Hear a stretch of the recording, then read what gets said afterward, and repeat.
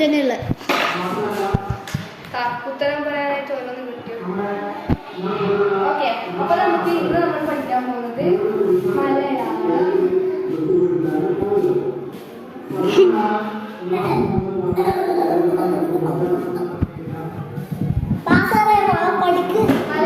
നമ്മുടെ ടീച്ചറെ സഭാഹ പുറത്തേക്ക് പോന്ന്.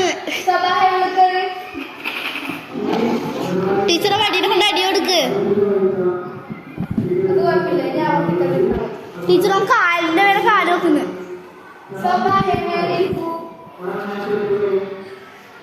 സെമിയാനകത്ത് പരാതി കുറച്ച് കൂടുതലാണല്ലോ, ഞാൻ കാണുന്നുണ്ടല്ലോ. മലയാളം നമുക്ക് പഠിക്കാൻ തുടങ്ങിയാലോ? ആദ്യം നമുക്ക് മല പഠിക്കാം. മലയാളത്തിന്റെ മല. പിന്നെ നമ്മളെ വീടിപ്പോ ഇവിടെ സ്കൂളിൽ പാടെ നിൽക്കുന്നത് ഒരു തറന്റെ മുകളിലാണ്. ഓണപ്പറമ്പിലല്ലേ? ഓണപ്പറമ്പിൽ ഒരു തറ കിട്ടിയിട്ട് അതിന്റെ മുകളിലാണ് നമ്മുടെ ഈ ബിൽഡിംഗ് ഉയർന്നു കിട്ടിയത്.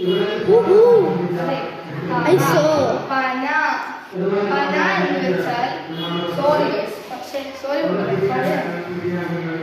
പറ എന്ന് വെച്ചാൽ പണ്ട് കാലത്ത് നെല്ലടക്കാൻ ഉപയോഗിച്ചിരുന്ന ഒരു ഇതാണ് പറ. മല ടീച്ചറെ സഭാഹ എണീച്ച്. ടീച്ചറെ മുക്ക് ചാടി. നമ്മളിപ്പോ എന്തൊക്കെയാ വിളിച്ചത്? ആലമ, റഥ, റബ. ഇതിലിപ്പം ആദ്യം മലന്റെ ആദ്യത്തെ അക്ഷരം ഏതാണ്? ല. രണ്ടാമത്തെ അക്ഷരല്ലേ കുട്ടിയില്ല? ഓക്കെ മാ. രണ്ടാമത്തെ അക്ഷരമാണ് ല. ഇനിയിപ്പോ താല്പര്യത്തിന്റെ ആദ്യത്തെ അക്ഷരം ഏതാണ്? രണ്ടാമത്തെ അക്ഷരം അതെന്തോ കുട്ടി വെക്കുക. മൂന്നാമത്തെ പറയുടെ ആദ്യത്തെ അക്ഷരം ഏതാണ്? ടീച്ചറെ എനിക്കൊരു ചോദ്യം ചോദിക്കണം.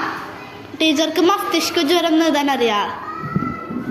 അയ്യോ, ഈ കുട്ടികളെ കൊണ്ട് നിനക്കറിയാൻ നീ വന്നിട്ടോ.